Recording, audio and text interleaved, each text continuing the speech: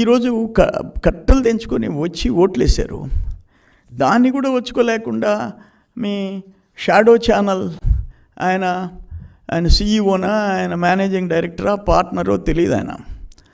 ఆయన ఆడ పోలింగ్ అయిపోతుంది, సాయంత్రం టీవీలో ఆయన అట్టి చెప్తాడు 100 సీట్లు టచ్ అయిపోయింది, జగన్మోహన్ రెడ్డికి ఆడవాళ్ళు ఓట్లు వేసేసారు, మహిళలు ఓట్లు వేసేసారు, అవ్వతాతలు ఓట్లు వేసేసారు, అందుకని 100 దాటిపోయినాయి. ఎగ్జిట్ పోల్ సేమ్ డే చెప్తావా? Is it not violation of election code? ఎన్నికల కోడ్ వైలేషన్ కాదా? నీకేమైనా సపరేట్ చట్టం ఉందా? ఆయనకి నాకు ఛానల్స్ లేవు, డబ్బులు లేవు, ఇవన్నీ నీ ఛానల్స్ కదా? సాక్షి షాడో ఛానల్స్ కాదా? ఎవరికి తెలియదు అది? నువ్వు అది పేమెంటా లేకపోతే ప్రేమలు లేవు, పేమెంటే కదా. ఎన్ని వేల కోట్లు తగలబెట్టారు మీరు ఇక్కడి నుంచి ఢిల్లీ ఛానల్స్ దాకా. ఎవరికి తెలీదు జగన్మోహన్ రెడ్డి సంగతి? అల్టిమేట్గా నేనేమంటానంటే, ఇప్పుడు ఆడ దాడులు జరుగుతుంటే, దుర్మార్గంగా దాడులు జరుగుతుంటే మీరు వచ్చి ప్రతి దాడులు ఒకరి మీద ఒకరు అని మాట్లాడతారా? అంటే ఇప్పుడు జూన్ 4 తర్వాత గాంధీ మహాత్ములు ఉన్నారా? మీరు ఒక చెంప మీద కొడితే రెండో చెంప మీద కొట్టండి అని చెప్పేదానికి ఇక్కడ నాకు చూసామా ఇటువంటి పరిస్థితి? ఇది యూత్ ఏముంది, ఆడవాళ్ళు, వాళ్ళ తల్లులు, పెన్షనర్సు. ఒక యువకుడు హైదరాబాద్ నుంచో, బెంగళూరు నుంచో, అమెరికా నుంచో, చెన్నై నుంచో వచ్చి పట్టుదలగా ఓటేసిపోయినాడంటే సెలవు పెట్టి వాళ్ళ అవ్వతాతలను వదిలిపెడతాడా? వాళ్ళ అమ్మ నాయనలు వదిలిపెడతాడా?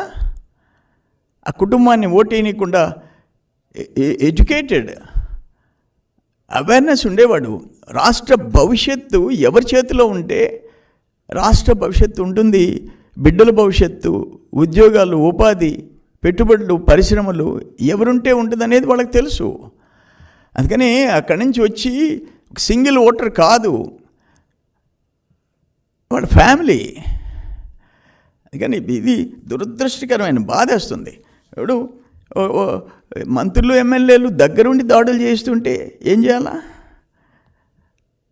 ఇప్పుడు ఎగ్జాంపుల్ ఒకటి వినిపిస్తా మీకు. ఆయన గ్రేట్ అగ్రికల్చర్ మినిస్టర్. కొంతమంది తెలిసి తెలియక ఎగిరెగిరి పడుతున్నారు. 20 రోజుల తర్వాత మిమ్మల్ని దేవుడు కూడా కాపాడలేడనేటువంటి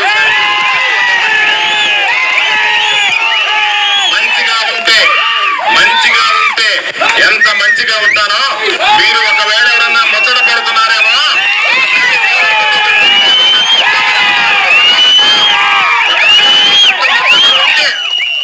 గోవర్ధన్ రెడ్డి శక్తి ఏ విధంగా ఉంటుందని ముచ్చట పడితే మీకు చూపించాలని మీరు అనుకుంటే, తపన పడితే అది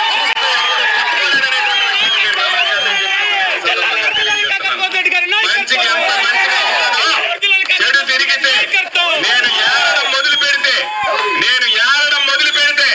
ఈ గ్రామంలో కూడా ఉండకుండా వెళ్ళిపోయినటువంటి పరిస్థితి. మంచిగా ఉంటాం, మంచి కాదు అనుకునే కనుక ప్రవర్తిస్తే ఏమీ ఇబ్బంది ఉండదు. ఒక్కసారి మీరు తట్టి లేపుతున్నారు, లేచిన తర్వాత ఏమవుతానేటువంటిది కూడా ఒక్కసారి మీరు గుర్తుంచుకునేటట్టుగా ప్రతిసారి తనామణ అనేటువంటిది ఒకటి ఉండేది. ఎవరో ఒకరు తీసుకొచ్చి చెప్పేవాళ్ళు, పానీలు అనుకునేటువంటి వాడిని. ఈసారి నేను అనుకుంటున్నా, ఒక్కసారి పాప ఎవరైతే ఎగిరెగిరి పడుతున్నారో వాళ్ళని ఒక్కసారి పట్టి చూసి విడిచిపెట్టకూడదనేటువంటి ఆలోచన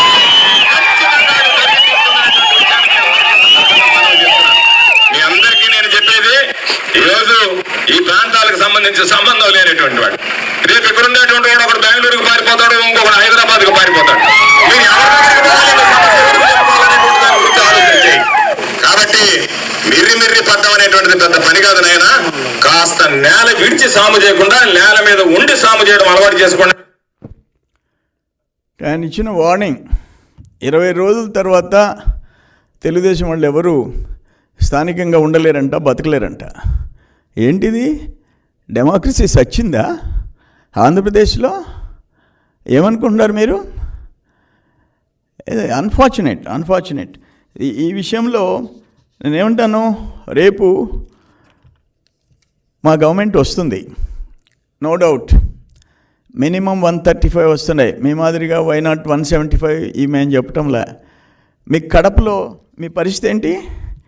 కడపలో కనుమరుగయ్యే పరిస్థితి వచ్చింది. నేనేం చెప్పాడు జగన్మోహన్ రెడ్డి, కడప సిటీలో మా అంజాద్ బాషా తప్పులుంటే మన్నించండి, నన్ను చూసి ఓటేయండి అని చెప్పుకోవాల్సి వచ్చింది ఒక డిప్యూటీ సీఎం కాన్స్టిట్యున్సీలో. మీ చెల్లెళ్ళు ఇద్దరు చెల్లెళ్ళు, మీ తల్లి నీకు వ్యతిరేకంగా, మీ తల్లి ఆశీర్వదించింది నీకు వ్యతిరేకంగా, నీ పార్టీకి వ్యతిరేకంగా. ఇంకా అంతకంటే ఇంకేం కావాలా? కానీ కడపలో నీ సంగతి చూసుకో, మిగతా పడలే. కడప పార్లమెంట్లో మాకు మెజారిటీ సీట్లు వస్తున్నాయి. కడప పార్లమెంట్లో నెల్లూరు జిల్లాలో చెప్తుండా, ఉమ్మడి నెల్లూరు జిల్లాలో 10కి 10 వస్తున్నాయి. 10కి 10. ఎక్కడ మీరు గెలిచేది? మీరు దాడులు చేసేది 20 రోజుల తర్వాత మమ్మల్ని ధర్మేసేది ఇంపాసిబుల్. మేము అధికారంకి వస్తున్నాం, మేము వచ్చి మీ మీద దాడులు చేసేదానికి కాదు, రాష్ట్రాన్ని బతికించేదానికి, రాష్ట్రాన్ని గాడిలో పెట్టేదానికి, ఈ దుర్మార్గుల నుంచి కాపాడేదానికి.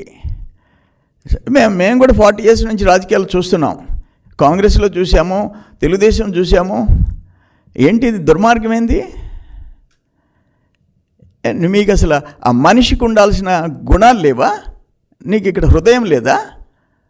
మనుషుల్ని సస్తా ఉంటే నువ్వు హ్యాపీగా ప్యాలెస్లో కూర్చొని ఎంజాయ్ చేస్తున్నావా? మీరు చీఫ్ మినిస్టర్కి ఉండాల్సిన గుణాలు నీకున్నాయా? కానీ మాకు కడుపు మండిపోతుంది.